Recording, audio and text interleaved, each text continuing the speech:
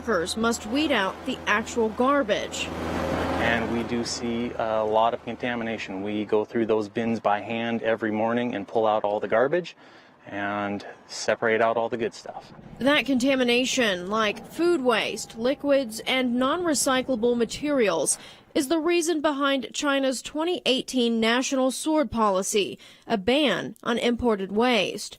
For years, China has been the biggest importer of recyclables, repurposing plastics and paper or burning them as fuel. For plastics, I mean, it's going to be your 3 through 7s. That was a big item that was primarily being shipped to China and was being burned as fuel. They have decided to stop doing that. The other thing would be paper. They used to take what was called a mixed paper. They no longer are accepting that either. Now, Barron says those items are headed to the dump.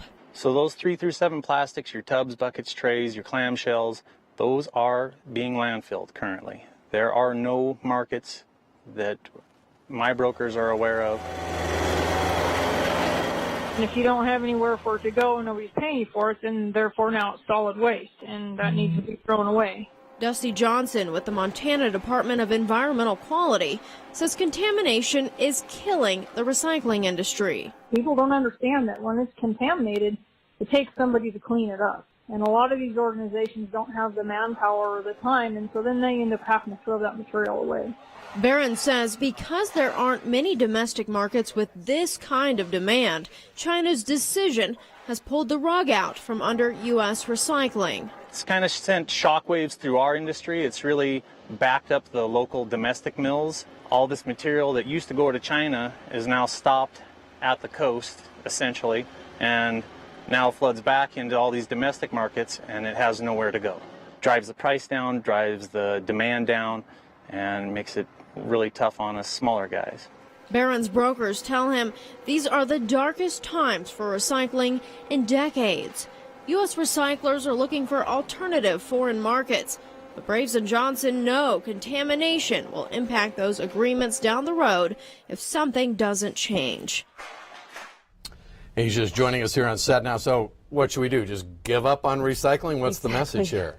Well, no, but if you're going to recycle, then make sure you're recycling correctly. So some things that you should know, check in with your recycling program and make sure that the things that you believe are recyclable are actually part of that program. Also make sure to have your recyclables clean, so no food waste, no liquids, and also keep them separate from other things that aren't in that same group.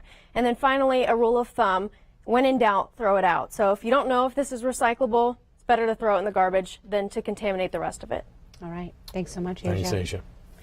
Well, President Trump fulfills a campaign promise to go after Chinese imports, which he says are unfair and harmful to America. Angelica Alvarez has more details for us tonight from the White House. Number one, but this is the first of many.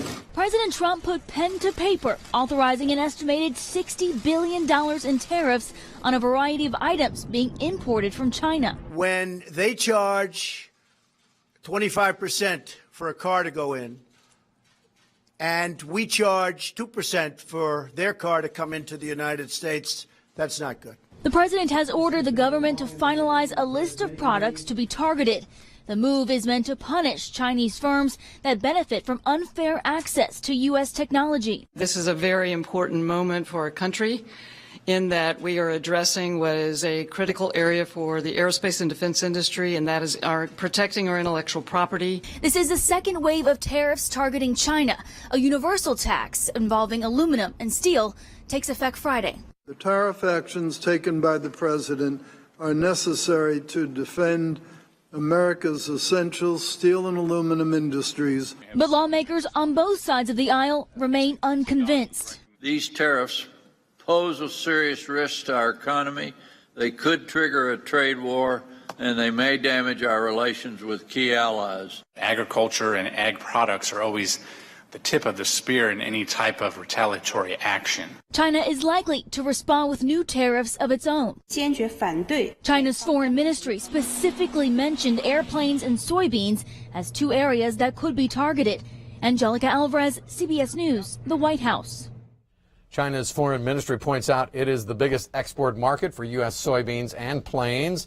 and the second largest market for American automobiles and cotton. Montana Senator Steve Daines and 4 other senators are currently on a delegation trip to China and South Korea. Tariffs and trades are on the agenda. After further review, the Montana Coal Board has voted to restore a $500,000 grant that would help fund MSUB's new science building. If you recall, back in February, the MSU Billings Foundation was told the Coal Board's grant was awarded in error and was being withdrawn. The reason, the board's legal counsel had determined MSUB did not meet the qualifications as a state agency and therefore was not eligible for the grant. But this morning, on a vote of 6-1, the board reconsidered and approved the grant. That vote coming after the foundation was able to partner with Big Sky Economic Development, which will serve as the local government authority acting on the university's behalf. MSUB's science building was built back in 1947, known as the Yellowstone Science and Allied Health Building. The remodeling project will allow the college to incorporate its science and allied health programs, curriculum, and technology. So far, the foundation has raised $3.5 million of the $5 million needed to start construction. That $5 million will then allow MSUB to access another $10 million from the state. The Montana Green Party has qualified for the ballot in this year's elections, and for the first time in state history, it also has a contested primary in June. That one contested race for U.S. Senate means some unexpected costs and an unusual wrinkle. MTN's Mike Dennison explains. 2 men have filed to run for U.S. Senate under the Green Party banner in Montana this year. Steve Kelly and Tim Adams, both from Bozeman. Green Party voters will choose which one to nominate in the June 5th primary election. But because Montana has open primaries, every county will have to print the same number of Green Party ballots as they do Democrat and Republican ballots, several 100,000 statewide. Everyone voting will get all 3 ballots via absentee or in person and must choose in which party primary to vote, and then return the other 2 unused ballots. In Montana's 6 most populous counties alone, the extra printing cost is at least $130,000. The Green Party ballot has the one contested race, U.S. Senate, and in most other races, no candidate. But here's the wrinkle. If you choose the Green Party, or any party's ballot for that matter, you can write in candidates for the races where there is no candidate for that party. Green Party organizers are encouraging their voters to do just that in the primary, potentially qualifying more Green Party candidates for the general election in November. For write-ins to qualify, they need only to get 5% of the vote of the office's winning candidate total in 2016. For some state House districts, that threshold could be as low as 100 votes, and the Green Party write-in would be on the general election ballot. However, if you pick the Green Party ballot in the primary, you can't vote in any other contested Republican or Democratic primary race. Confused? Don't be. Come election time in a couple of months, just pick your party ballot of choice and vote. Reporting from Helena, Mike Dennison, MTN News. Thanks, Mike. Primary election absentee ballots will be mailed out just 6 weeks from now. Still ahead on tonight's 5:30 News, this Saturday, people across the nation will be walking for their lives. Coming up, we'll tell you details on the Billings March. And in sports tonight, VMP Speedway has a new name and new owners. Scott Breen has the details.